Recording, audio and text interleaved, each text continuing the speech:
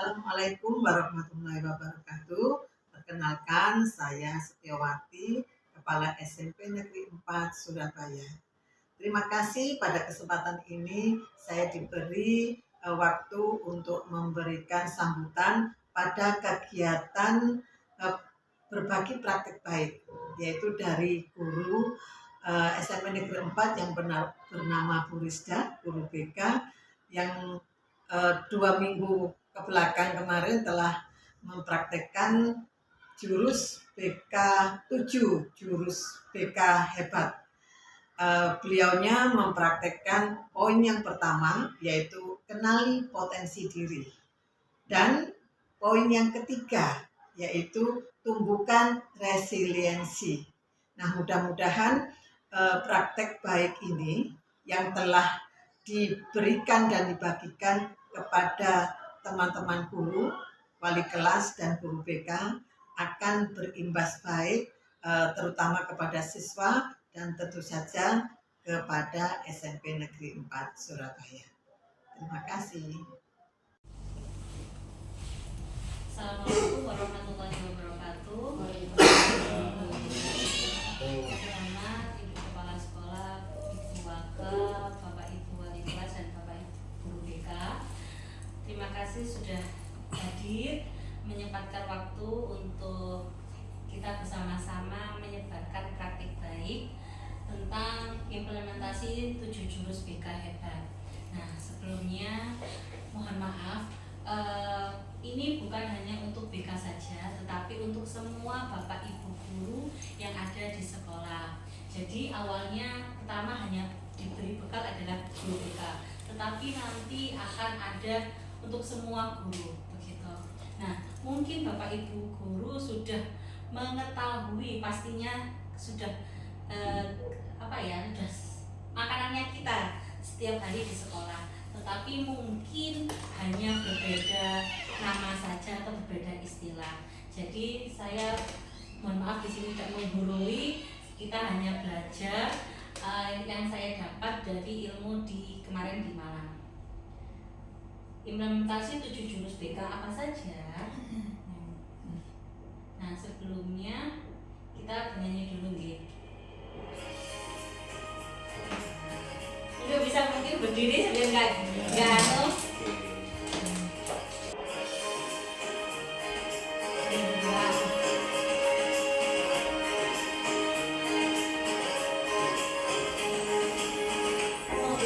diri dan kuat,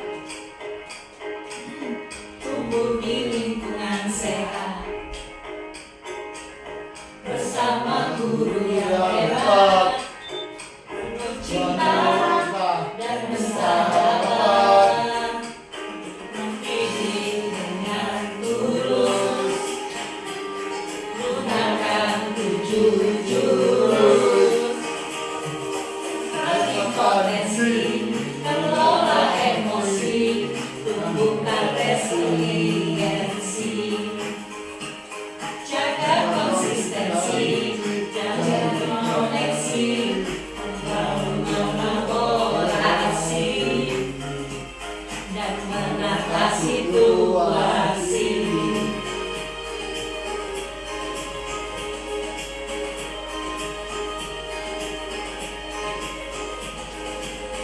Sekolah aman dan nyaman,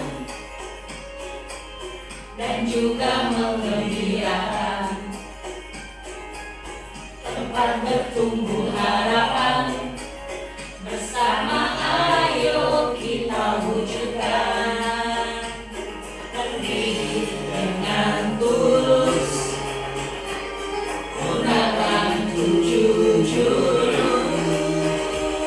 kenali potensi, kelola emosi, tumbuhkan resiliensi, jaga konsistensi, dan jalin koneksi, membangun kolaborasi, dan mengatasi situasi.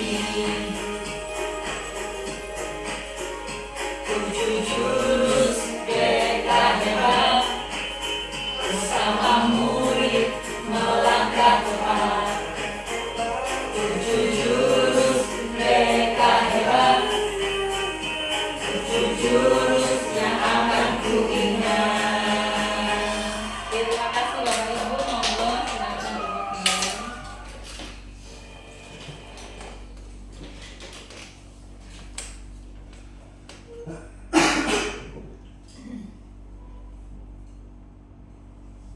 Nah, ada tadi 7 jurus. Yang pertama adalah kenali potensi, yang kedua kelola emosi, yang ketiga tumbuhkan resiliensi, yang keempat jaga konsistensi, yang kelima jalin koneksi, yang keenam bangun kolaborasi, dan yang terakhir adalah menata situasi. 1 sampai 5 ini untuk siswa Bapak Ibu guru, tetapi untuk yang ke-6 dan 7 adalah untuk Bapak Ibu, jadi rekan sejawat. Begitu. Selanjutnya, nah, implementasi 2 jurus yang akan saya kemarin 2 minggu yang saya praktikkan kepada anak-anak adalah yang pertama kenali potensi, yang kedua tumbuhkan resiliensi. Jurus yang pertama, tujuannya adalah guru mengetahui potensi, minat dan bakat. Yang saya ambil adalah kelas 9G SMP Negeri 4 sehingga dapat digunakan sebagai dasar kita untuk mengarahkan dan mengembangkan karir anak-anak di kelas 9. Nah, kita menggunakan teknik ARKA. Jadi kalau di jurus BK Hebat itu ada satu teknik, yaitu ARKA, aktivitas, refleksi, konsep, dan aplikasi. Aktivitasnya apa? Aktivitasnya adalah anak bermain sambil menjawab pernyataan pemantik yang sesuai dengan kenali potensi. Jadi saya memicu anak-anak, apakah anak-anak sadar tentang gaya belajarnya dan kecerdasan yang dimilikinya. Yang kedua, mengerjakan 2 asesmen, karena adanya seharusnya 3 asesmen, kecerdasan, gaya belajar, dan bakat minat. Tetapi saya di sini hanya 2 asesmen, yaitu kecerdasan dan gaya belajar menggunakan aplikasi Aku Pintar. Yang ketiga, membentuk kelompok sesuai dengan hasil yang serupa. Nah, ini salah satu pernyataan. Jadi anak-anak yang merasa itu adalah anak-anak yang berdiri. Ini salah satu contoh nyata anak-anak yang tadi maju adalah anak-anak yang memiliki kecerdasan interpersonal. Ya, jadi dia peduli terhadap teman-temannya. Gitu. Jadi yang mereka suka menulis itu nanti mereka berdiri. Mereka yang suka bernyanyi mereka berdiri, begitu. Ini aktivitasnya. Dia yang ini mengerjakan asesmen. Ini dia berdiskusi karena sudah tahu hasilnya. Jadi anak-anak yang dia tergolong gaya belajarnya auditory dijadikan satu auditory, kinestetik, dan yang visual ikut visual. Ini asesmennya yang kita lakukan. Seperti contoh ini adalah Aku Pintar Kecerdasan, yang di bawah adalah gaya belajar.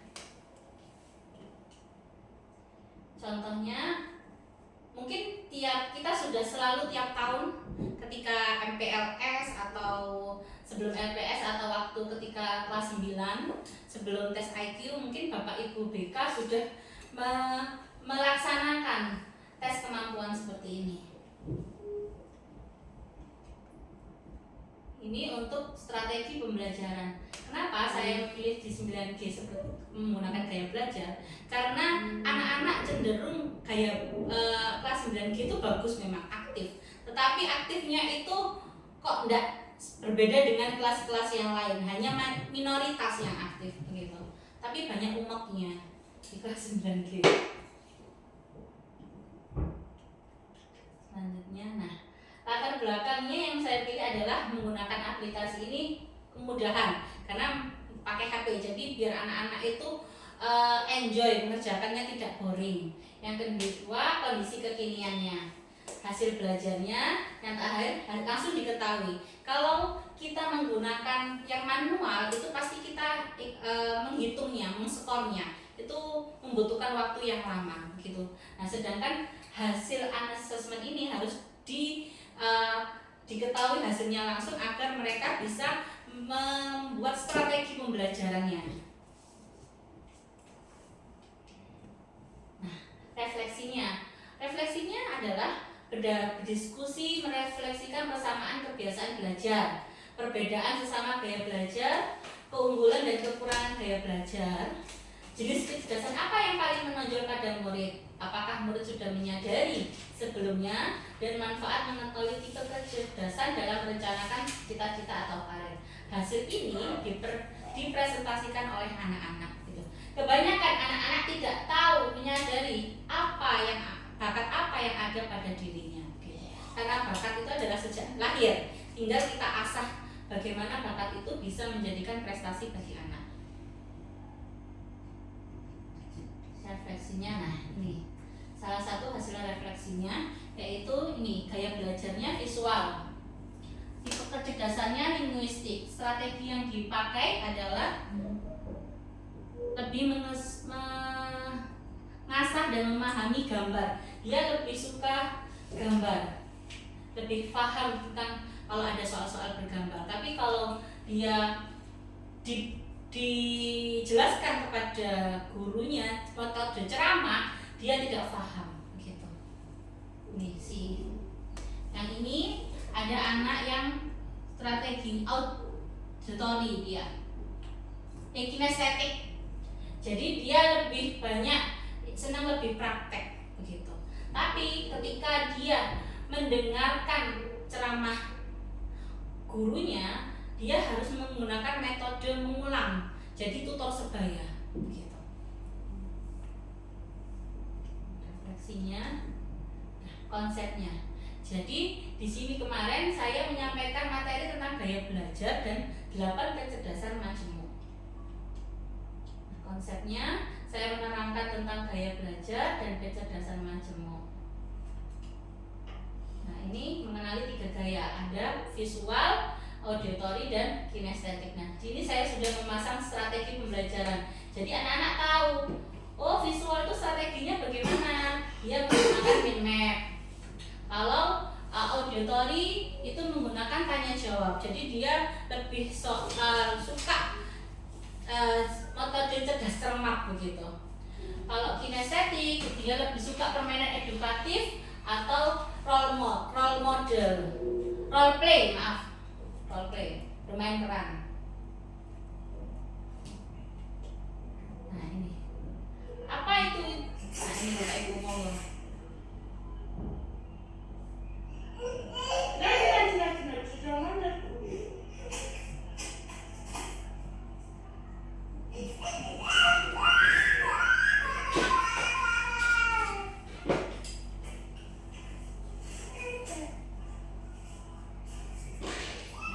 Berhasil ya.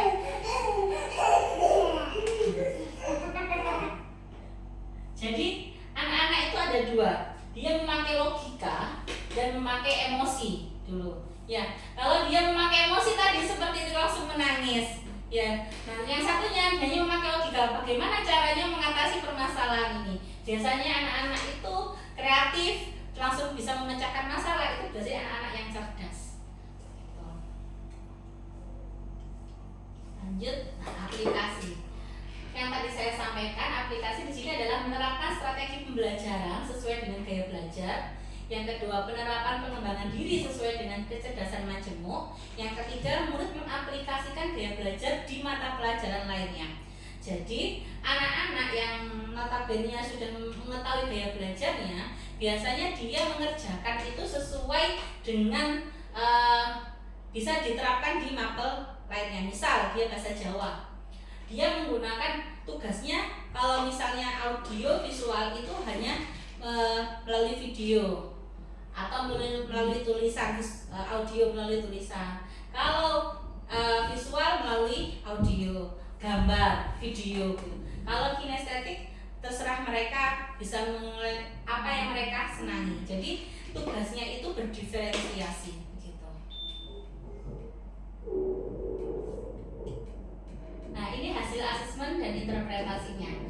Diketahui di kelas 9 8G dengan jumlah murid 32 yang lebih banyak dia ke logika matematikanya. Yang linguistik hanya 5%, 5,7. Yang visual 14,3, yang musik 8,5, yang kinestetik 8,6, yang naturalis 8,6, intra personal 17,1 sama. Jadi yang lebih banyak satu kelas itu adalah logika matematikanya, kecerdasan siswa kelas 3. Ini sama halnya dengan nilai matematika mereka. Rata-rata mereka lebih suka matematika. Nah, gaya belajarnya lebih banyak kinestetiknya. Yang tadi saya bilang, anak kelas 9G itu umum. Jadi ketika saya menggunakan alat tes ini, mereka lebih banyak dengan gaya belajar kinestetik. Jadi tidak mungkin saya hanya dengan metode ceramah saja. Begitu. Visualnya 30, auditori 21. Gitu Bapak Ibu. Ini hasil asesmennya. Ada yang kinestetik 60, ada yang musikal. Ini ada yang musik intrapersonal dan musik ya. Ini hasil asesmen anak-anak. Nah, ini hasil interpretasi dan rekomendasi.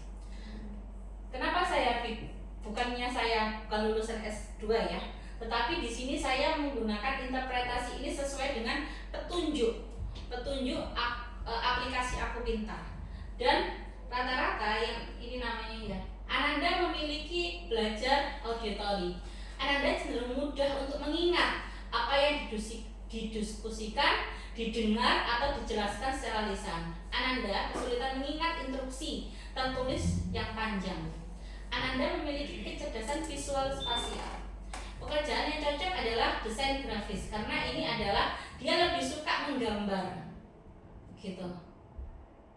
Pelukis. Nah, ini strategi pembelajarannya lebih optimal dengan cara memilih tempat duduk yang memungkinkan mendengarkan guru secara jelas. Nah, anak ini sukanya duduknya adalah di belakang. Jadi kalau dia sudah tahu strategi pembelajarannya, dia akan berpindah tempat kemarin. Gitu. Menjelaskan kembali materi yang telah disampaikan kepada guru dan teman. Saat membaca buku dan catatan, bacalah materi tersebut dengan suara keras untuk memperkuat memori pendengarannya. Gitu. Ada anak-anak yang hafalannya wanter, ada yang berkeberisikan lah. Gitu. Nah, ini. Yang kedua ini Noe. Nah, Noe kan Bapak Ibu guru pasti tahu anak itu anak suka musik, suka drum, pintar drum dia. Ananda kecenderungan dengan belajar kinestetik. Tapi anaknya diem, anaknya pendiam kalau di kelas. Tapi ketika dia belajar menggunakan umek aja, jadi kinestetik. Ananda dengan cara gaya belajar kinestetik dapat mencapai prestasi belajar secara optimal apabila Ananda terlihat langsung secara fisik dan dalam kegiatan belajar. Ini pernah saya jumpai anak ini ketika pembelajaran saya atau layanan bimbingan yang saya berikan. Itu anak ini tidak suka dengan metode Bapak Ibu gurunya yang ceramah, terus aktif. Jadi bermain game dia lebih semangat, gitu, dan lebih paham materi yang disampaikan. Nah, Ananda memiliki kecenderungan majemuk yang yaitu musikal, di mana ia mahir dalam ritme, melodi nada dan peka terhadap suara bunyi. Nah, dia dibantu dengan mengikuti ekstra band. Biasanya kalau tiap hari Jumat dia mesti tampil ngedrum, begitu. Gitu.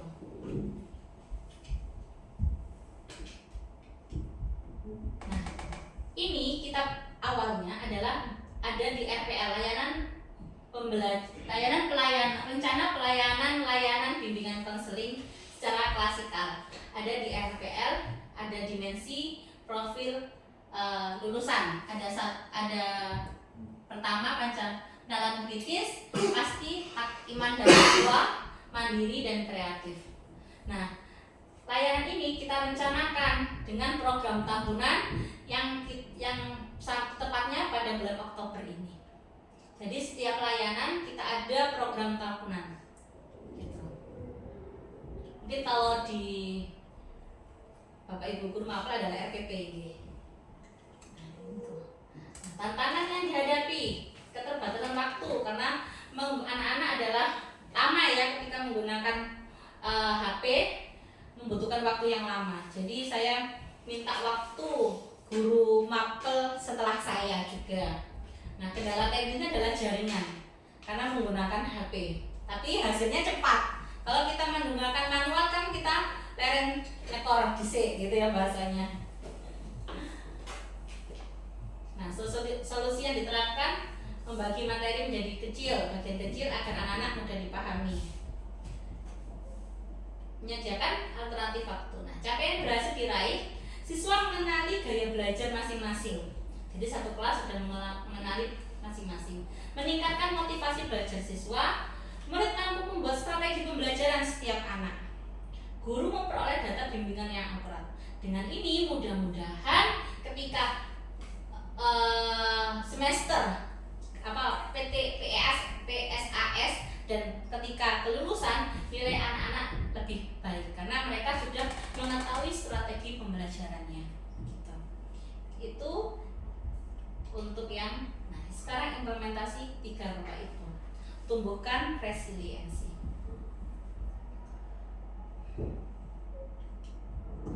Tujuannya apa?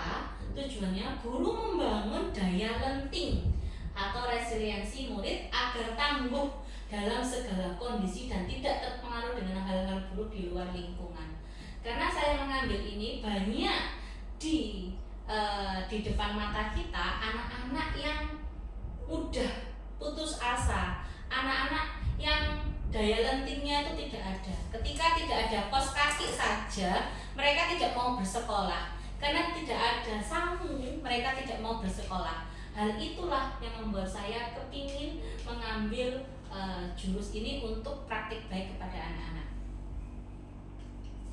Nah, sama menggunakan teknik apa?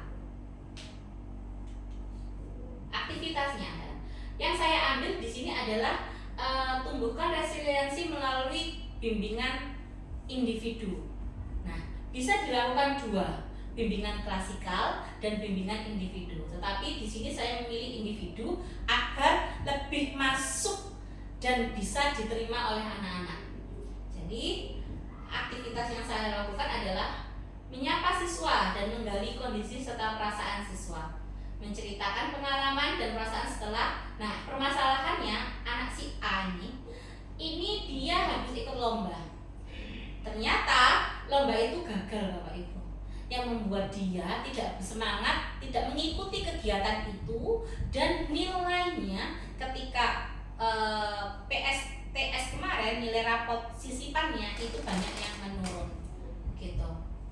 Tapi anak ini pinter ngomong, Bapak Ibu, cuma semangatnya sudah apa yang dia bawa tahu dia adalah apa yang dia perbuat itu pasti gagal gitu. Nah, aktivitas adalah kalau di dimensi profil lulusan itu adalah mandiri, bernalar kritis. Guru BK menggali perasaan dan pemikiran siswa tentang kegagalan, melatih refleksi dan tanggung jawab diri. Gitu. Nah, refleksinya beriman, berakhlak dan gotong royong. Siswa diajak mensyukuri proses dan memahami nilai spiritual di balik kegagalan.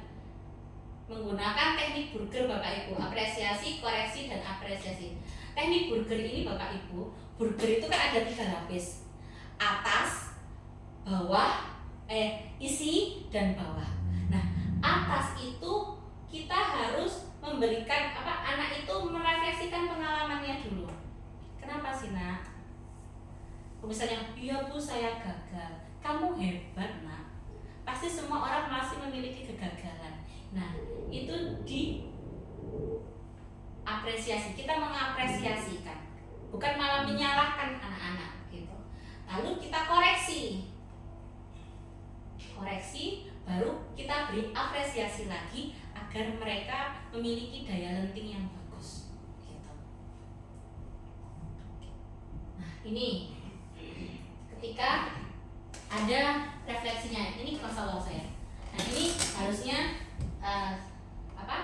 pribadi nih, karena ini adalah praktik baik, saya beri contoh gitu. Mau tak mas, mau tahu tak makanan burger gitu. Jadi saya menggunakan ini. Mari kita mulai latihan. Ceritakan paling yang kamu banggakan bersama timmu itu apa?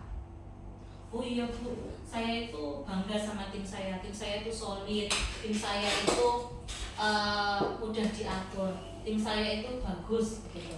Terus kami sangat disiplin bu, saya selalu latihan terus. Saya bilang hebat. Sebagai Pinru sudah kamu lakukan luar biasa. Sekarang bagaimana isinya? Kita ke isinya.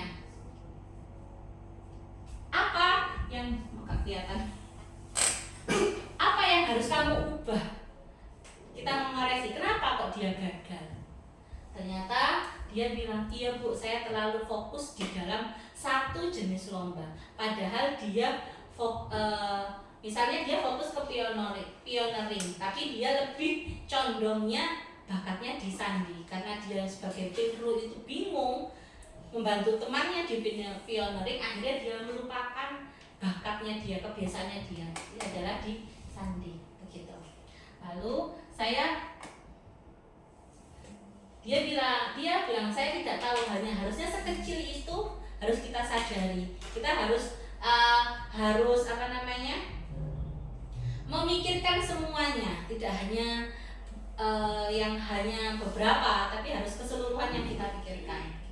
Anak itu sudah mulai menyadari bahwa kesalahan dia dan dia akan bangkit. Nah, ini konsepnya. Nalar kritis, siswa memahami konsep guru mindset dan menemukan cara baru untuk bangkit. Menjelaskan konsep resiliensi dan guru mindset. Nah, ini.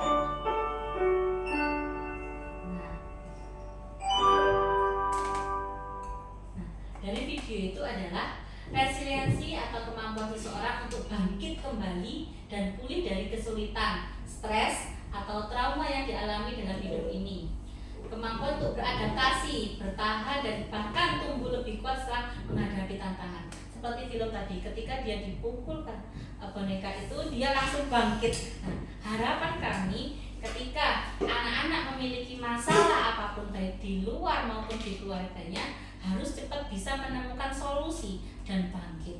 Jadi biasanya anak-anak seperti itu langsung terpuruk, malas ngapa-ngapainnya. Dengan adanya tumbukan resiliensi ini, harapannya begitu Bapak Ibu. Kenapa? Karena di sekolah-sekolah. Banyak kasus bunuh diri saat HP disita, dibully, sering diejek tak punya ayah. Nah, bahkan di sekitar kita juga anak-anak sering mengejek dengan nama panggilan ayah orang tua gitu. Sehingga anak-anak itu males, ada yang males datang ke sekolah gitu ya, karena diejek teman-temannya. Nah, ini yang saya rubah Bapak Ibu, dari pola pikir bertumbuh tangguh sejak dalam pikiran. Nah, ini yang saya rubah anak yang tadi. Fixed mindset-nya, saya bisa sukses jika punya bakat. Grow mindset-nya, saya bisa sukses dengan berusaha. Kegagalan, saya menyerah. Kita harus membuat anak itu grow mindset. Saya akan coba lagi ketika ada lomba. Kesulitannya, saya tidak bisa Bu, saya tidak bisa lagi melakukan hal itu. Tapi saya belum bisa. Masalahnya, mengapa kalah lomba ini terjadi pada saya? Harusnya solusi apa yang bisa saya upayakan? Kritik, saya kecewa terhadap diri saya, itu fixed mindset. Terima kasih, saya akan memperbaikinya. Itu grow mindset. Begitu. Aplikasinya mandiri, kreatif, ya, membimbing siswa merancang langkah nyata untuk bangkit dan belajar kembali, menyusun rencana tindakan untuk memperbaiki dan semangat kembali. Nah, komitmen dan rencana belajar. Saya akan berkomitmen untuk tidak berlarut dalam kesedihan dan mulai memperbaiki jadwal belajar dan menjadi pintu yang menjadi contoh bagi anggota regu dan tidak mengulangi kesalahan yang sama lagi. Kegagalan adalah keberhasilan yang tertunda. Saya yakin bahwa saya bisa. Saya akan membuat rencana belajar sesuai dengan gaya belajar saya agar berhasil mendapat nilai sesuai harapan. Saya akan membagi waktu antara jadwal belajar dan pramuka agar semua dapat berjalan dengan lancar. Ini adalah salah satu komitmen dari hasil yang saya berikan. Tantangannya, tidak ada tantangan yang saya hadapi karena anak itu sangat nyaman dan terbuka pada konselor, pada kita sebagai orang dewasa. Terima kasih Bapak Ibu, itu yang bisa saya sampaikan. Jadi begini Bapak Ibu, seperti yang tadi saya contohkan pada anak itu, ketika saya memberikan refleksi. Nah, ini dia menata Bapak Ibu. Dia sudah mencerita. Jadi bagaimana caranya kamu membuat menaras dari kartu ini? Dia menata. Awalnya bisa Bapak Ibu. Nah, lama-lama menara ini adalah roboh. Akhirnya dia sudahlah Bu, saya tidak bisa, saya gagal. Nah, itu dia masih fixed mindset. Ketika kita beri konseling tadi, akhirnya dia berusaha terus. Jadi akhirnya pemikirannya adalah menjadi pemikiran yang baik, grow mindset gitu. Itu yang bisa saya sampaikan. Mudah-mudahan praktik baik ini bisa sampai kita terapkan untuk anak-anak kita di SMP Negeri 4 Surabaya. Mungkin sebelum saya tutup, mungkin ada pertanyaan Bapak Ibu? Ya, ya. Ini kan memang udah aplikasi ini kan memang udah pernah kita pakai ya, ketika FRS kemarin. Nah, yang saya tanyakan tadi kan kata saya bukan S2 tapi udah bisa mengimplementasikan lain ya. Yang saya tanyakan itu apa keunggulan aplikasi ini dan apakah udah cukup akurat untuk menggambarkan gaya belajar dari anak tersebut, itu yang pertama. Yang kedua, kalau memang ini ada aplikasinya, berarti aplikasi ini bisa menggantikan asesmen yang lebih mendalam dan dari tenaga profesional kayak seperti psikolog gitu Pak. Ya, seperti apa? Oke, terima kasih Bu Friska. Nah, tadi makanya kenapa saya bukan S2, tapi saya di sini adalah tadi saya sudah menjelaskan menggunakan interpretasi yang dari Aku Pintar. Nah, kenapa saya pakai Aku Pintar? Aku Pintar dengan ada ruang inklusi, ada ruang apa lagi? Ada 3 aplikasi yang menurut saya ketika di di Malang kemarin itu yang lebih enak dan cocok itu lebih ke Aku Pintar gitu. Misal saya kasih contoh. Tetapi tidak memungkinkan ya Bu Friska, tetap kita perlu, ini kan hanya data sementara, tapi kita masih membutuhkan tes IQ untuk lebih menyinkronkan lebih. Kalau tes IQ kan lebih valid ya. Kalau ini kan hanya tes sementara sebelum adanya tes IQ. Berarti cuma hanya untuk panduan umum. Panduan, aja ya ya. betul. Hanya untuk Bukan panduan. berarti untuk mendiagnosis anak Enggak. ini apa namanya dia belajar seperti ini, cuma Ya. pengawalan aja. Ya. Nah, misalnya ini kayak tes gaya belajar. Ini hanya secara umum. Nah, tes gaya belajar secara manual. Tapi ada ininya. Apa namanya? Interpretasinya. Yang interpretasinya yang saya ambil adalah ini. Jadi saya menggunakan data observasi.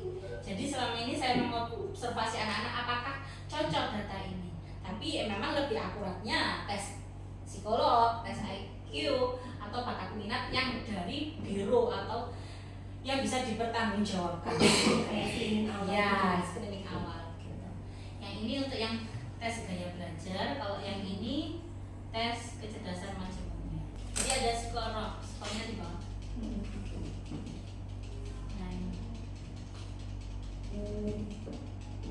Nah ini interpretasinya, ini sudah ada pekerjaannya di sini Bapak Ibu. Pekerjaan itu saya ambil dari secara umum yang sesuai dengan tes kecerdasan itu. Mungkin ada lagi? Ya Bu Tina. Terima kasih Bu Rizka. Ini apa? 7 jurus jitu, jurus hebat BK ya. Intinya kan adalah untuk memotivasi siswa atau membangkitkan semangat belajar siswa.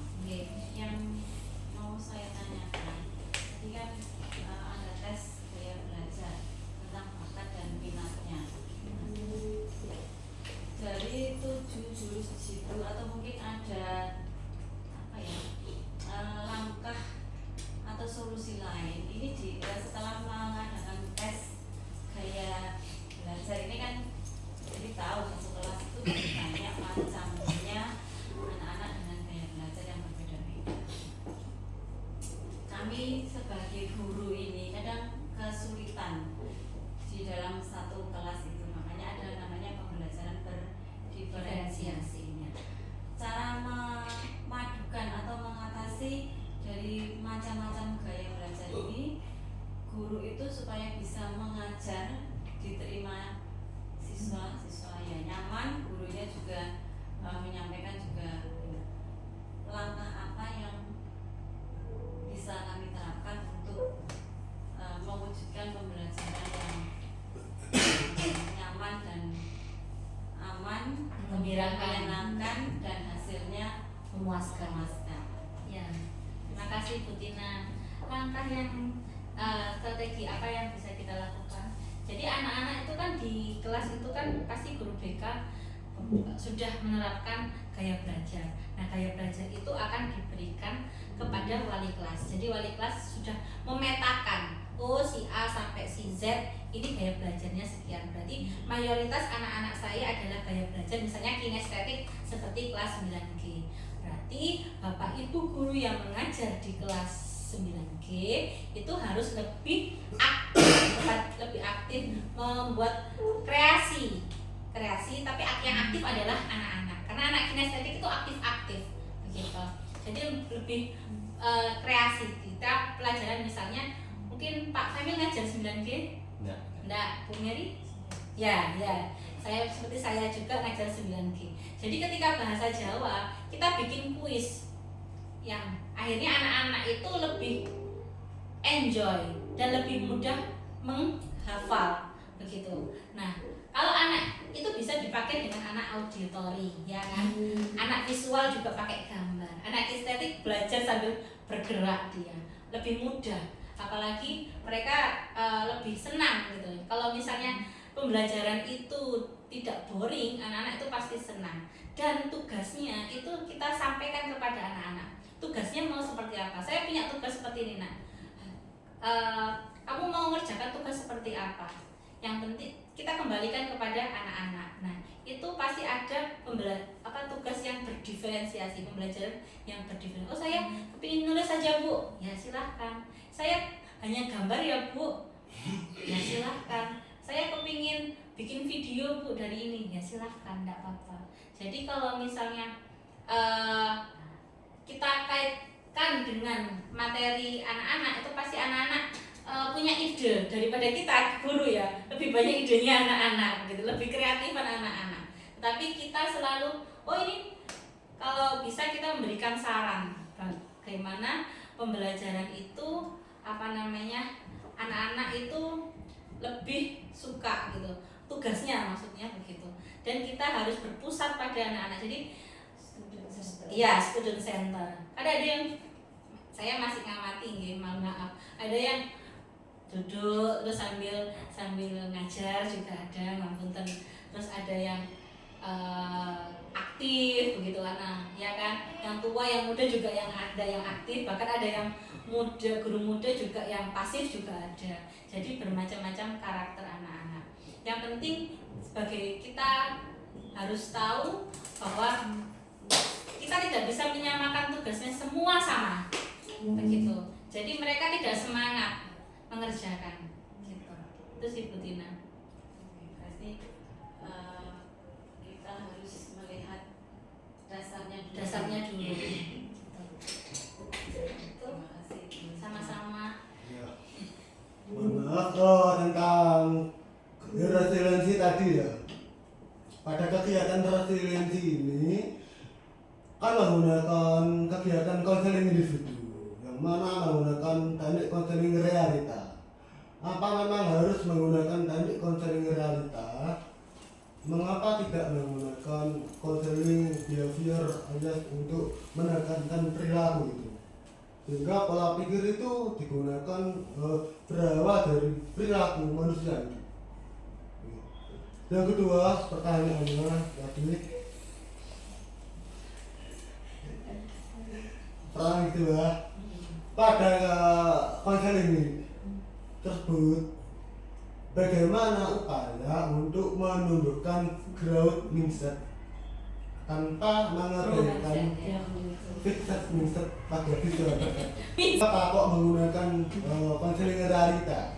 Ya, maksudnya saya bantu sedikit ya Bu Rizal. Maksudnya Pak Enggar tuh Apa ketika resiliensi tadi, kenapa Bu Rizal lebih memilih menggunakan konseling individu, yaitu kan teknik yang realita itu? Apakah tidak bisa menggunakan teknik yang lain? Maksudnya Pak Enggar seperti itu. Ya, bisa. Kita menggunakan teknik klasikal, teknik yang lainnya bisa Pak. Tetapi kalau misalnya kebanyakan anak-anak ini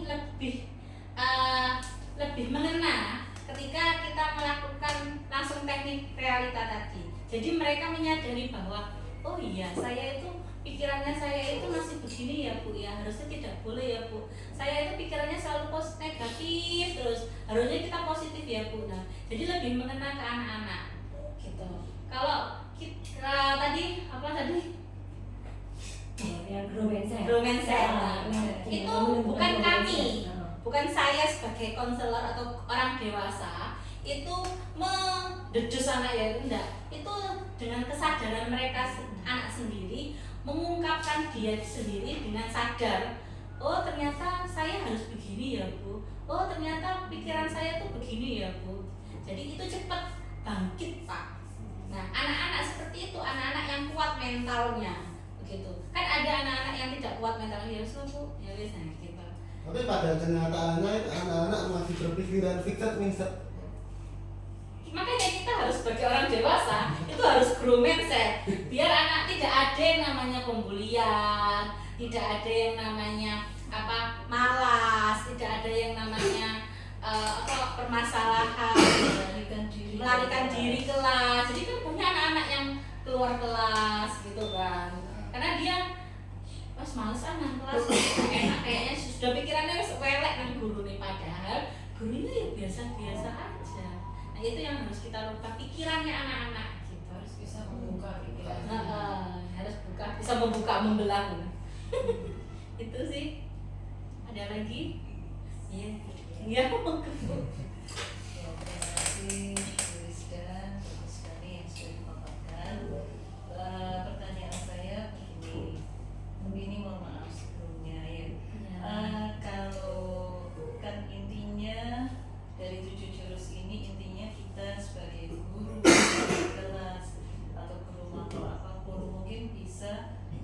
ini ya bisa memeta-metakan ketika kita mempelajari dalam satu kelas itu kita bisa memeta-metakan dan mungkin kita bisa kreatif dan inovatif sesuai dengan bakat minat masing-masing anak di dalam kelas. Nah, namun pertanyaan saya kan kalau guru mapel atau guru kelas itu kan apa ya istilahnya tidak punya keahlian seperti BK ya. Oh ini bakatnya ini, si anak ini bakatnya ini. Apakah kita boleh menerapkan ini modelnya sistem kelompok, tetapi di dalam kelompok itu nanti guru kelas ini mencari dia itu gaya belajarnya seperti apa di kelompok-kelompok ini. Nanti mungkin dari kelompok-kelompok itu akan ketahuan masing-masing siswa itu seperti apa gaya belajarnya. Apakah kita punya cara seperti itu diperbolehkan atau ini apa namanya? Pastinya di sini kita bisa kolaborasi dengan BK, bisakah seperti itu? Ya. Oke. Ya, terima Mungkin kasih. itu aja pertanyaan saya. Terima kasih Bu Mary. Bisa Bu Mary, apa yang tadi saya sampaikan di awal, 7 jurus BK ini bukan hanya untuk BK saja, tetapi akan semua Bapak Ibu guru itu akan diberi pelatihan. Jadi awalnya sebagai contohnya BK, tapi makanya nanti ada pengimbasan, diseminasi. Jadi semua itu adalah tanggung jawab sekolah, adalah bukan tanggung jawab BK, tapi semua Bapak Ibu guru ya. Jadi kita sama-sama menyamakan visi dan misi untuk kesuksesan anak-anak. Jadi guru tadi itu guru yang harus tulus terhadap anak-anak begitu. Jadi kita bisa kerjasama Bu Mary, wali kelas bisa bekerja sama dengan guru BK-nya, memetakan anak-anak gaya belajarnya, kecerdasan majemuknya. Nanti dari hasil itu kita terapkan, wali kelas menyampaikan kepada guru mapelnya bahwa oh anak sekian ini begini loh Bu. Nah mungkin monggo panjenengan terserah panjenengan membuat kelas itu seperti apa, kreativitas dan inovasi Bapak Ibu guru kan berbeda-beda gitu. Bisa mungkin Bu Mary juga bisa mencoba, oh ternyata gaya belajar saya begini. Nah gitu bisa Bu Mary dicoba gitu. Kalau saya gaya belajarnya adalah kinestetik Bu, saya kemarin mencoba, makanya saya tidak bisa diem memang. Terus kecerdasan majemuk saya intra dan interpersonal begitu, makanya jadi saya kuliah di psikologi Bu, tapi belum S2. Nah itu sih Bu. Mungkin bisa saya tambahin sedikit ya Bu Mary untuk mungkin ya pendekatan polisi yang bisa bekerja sama dengan BK. Tapi tadi kan di BK pun juga di awal waktu MRS kita sudah screening awal anak, itu nanti bisa diminta untuk gaya belajarnya kelas 8, karena kebetulan Bu Mary sekarang 8 ambil, atau nanti di suatu kesempatan mungkin bisa minta tolong BK-nya untuk men-screening awal gaya belajar itu dan bisa dikelompok-kelompokkan. Makanya kata apa, kan saya selain jadi guru BK ini juga guru mapel ya Bu Mary. Waktu saya masih membantu ke PPKR itu juga di awal anak-anak itu saya kelompok-kelompokkan. Makanya kenapa setiap pembelajaran saya, kenapa selalu bentuk belajarnya, enggak bentuk gaya belajarnya itu berkelompok. Jadi memang saya kelompokkan biar anak-anak itu bisa nampilin istilahnya kayak tutor sebayanya untuk anak-anak. Jadi kenapa kadang-kadang anak-anak itu mengeluh Bu, jangan dibentuk kelompok-kelompok ya, nanti ada beberapa guru mapel yang nggak mau modelnya kayak kelompok-kelompok gitu, adanya maunya yang langsung mengarah ke papan tulis seperti itu. Saya kenapa membentuk seperti itu karena memang di pembelajaran yang saya pernah ikuti itu memang lebih gampang untuk berkelompok seperti itu. Jadi kayak ngelindungi temennya yang nggak bisa, jadi tidak dikelompokkan. Nggak bisa semua enggak, saya sabar. Jadi nanti anak-anak yang nggak bisa itu nanti dibantu sama anak-anak yang sudah berpengalaman. Itu yang saya dapatkan juga. Ya, terima kasih Bu Besar. Terima kasih. Mungkin ada lagi? Sudah cukup? Jadi nanti saya boleh minta hasil screening ke Pak Edgar. Iya, monggo Pak Edgar. Iya, Ya Pak Edgar. Mudah-mudahan dengan adanya Jadi terus saya dampingi tadi ke saya.